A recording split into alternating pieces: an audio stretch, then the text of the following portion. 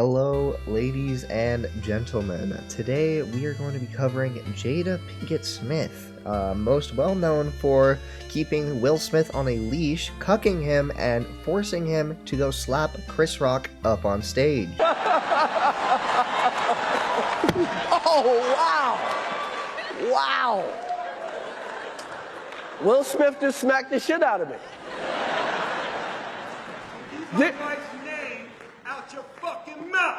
Now, why is Jada Pinkett Smith in the news? Well, it's because Jada recently decided that she wanted to be a big girl and make her own Netflix documentary about a black princess, okay? Now, I'm sure there's lots of black queens, black princesses, black women of power out there that she could have covered, but, who did she choose? Cleopatra. And if you know anything about Egyptian history, it's that Cleopatra was Greek, not black. So yeah, obviously Jada Pinkett Smith has been getting a ton of hate for this whole situation because that's just really retarded, and she has not been taking it well. So I figured the first thing we should do is watch the trailer for this show. I mean, because obviously, it's being produced by the girl boss herself, Jada Pinkett Smith. I mean, surely it's good, right? There was a time long ago. Notice, by the way, how it said a Netflix documentary series, okay? So Jada can't pull the shit where, she's taking creative liberties and all this other shit. It's supposed to be a factual documentary, and getting the race of the main character wrong is a pretty big fuck up for a supposed documentary, is all I'm gonna say, right? Nations. And there is none among them more iconic than Cleopatra. I would die for Egypt. What would you die for? I am Isis. I am a god. As long as she's alive, she is the pharaoh. By the way, that one was supposed to be an Egyptian expert, okay? I don't know how you're an Egyptian expert and you don't know that Cleopatra was Greek, not black, but more power to her, I guess. I don't know, bro. It seems like you fucked up your life a little bit if you dedicate your entire life to studying one region of the world and you can't even get a simple fact like the race of its most iconic leader, right? But, just my personal opinion there. My father's will names me co-ruler of Egypt. Julius Caesar is aware that Cleopatra is one of the best educated women in the Mediterranean. He wants to be king to Cleopatra's queen. It's crazy that they make Julius Caesar black, right? Because, he was in Africa, so he had to be black, right? Like, that's like the dumbass logic these people are operating off of. Like, Cleopatra was the ruler of Egypt. Egypt in Africa. Everyone who lives in Africa is black, so therefore Cleopatra is black. Like, that seems racist if you ask me, bro. I don't know. Cleopatra was trying to save the country that she loved from destruction. I did what I had to do to protect what is mine. Wow, what a girl boss queen, guys. Can we get a round of applause? Like, oh my god, dude. Obviously this just seems like another dog shit fucking Netflix series where it's like the woman is like just sewing out the entire time, like, well, it was supposed to be the man that was in charge, but really it's the woman. Look, the woman is so powerful. I'm sure she's like a Mary Sue and all this other like bullshit. It's just fucking boring. I don't know how anyone even watches this. It's fucking awful dog shit.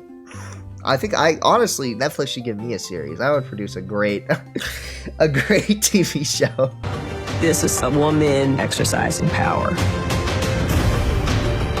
Cleopatra was a Ptolemaic ruler. The very first Ptolemy is a general of Alexander the Great. It's possible that she was an Egyptian. I imagine her to have curly hair like me and a similar skin color. I remember. You imagine her to. Bro, I fucking imagine Cleopatra to be a fucking dolphin, okay? That actually means nothing. What you imagine her to be, like, that's like so fucking stupid to say. I imagine her to be like this. Motherfucker, history says she didn't look like that. What the fuck are you talking about, dude?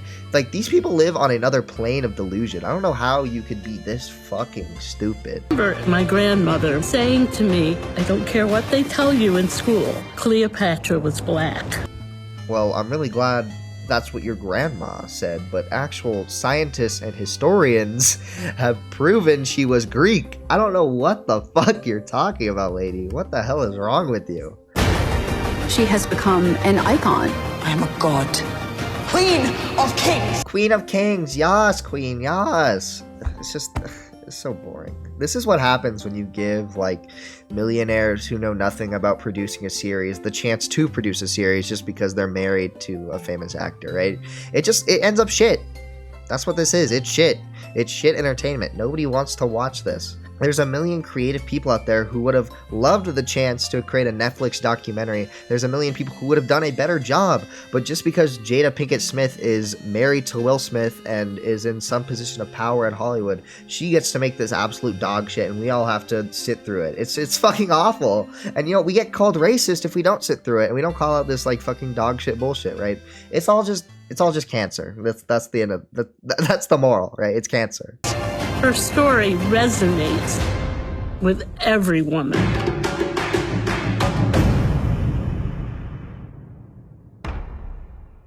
I think it's safe to say ain't nobody watching that shit. I also wanted to take a look at this interview the actor who played Cleopatra in the show did about online bullying, okay? If you want to know my take on online bullying, it's that online bullying isn't real, okay? If I'm going to be quite frankly with you, if you're getting bullied online, close your computer, turn it off.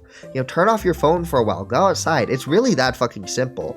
All you have to do is just like close your phone, and then guess what? You're not getting bullied anymore, right? Obviously, if you're getting bullied in real life, you have to physically remove yourself from a situation, and the person who's bullying you could potentially follow you and continue to harass you. But online, it's really as simple as either blocking them or just turning off your device.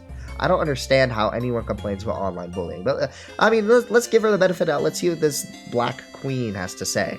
I find it hard to answer the question, what do I wish people knew about online bullying, because I feel like to understand it, you'd have to go through it, and I don't want anybody to ever have to go through it. Alright, let me just say this right now. I think I know what it feels like to be quote-unquote online bullied, okay? I have a second channel where I do live streams, and I've had big creators come after me before because of the things I've said on those live streams, right? And I've never complained about being like harassed by a big creator's audience, because you know what happens as soon as I turn my phone and computer off?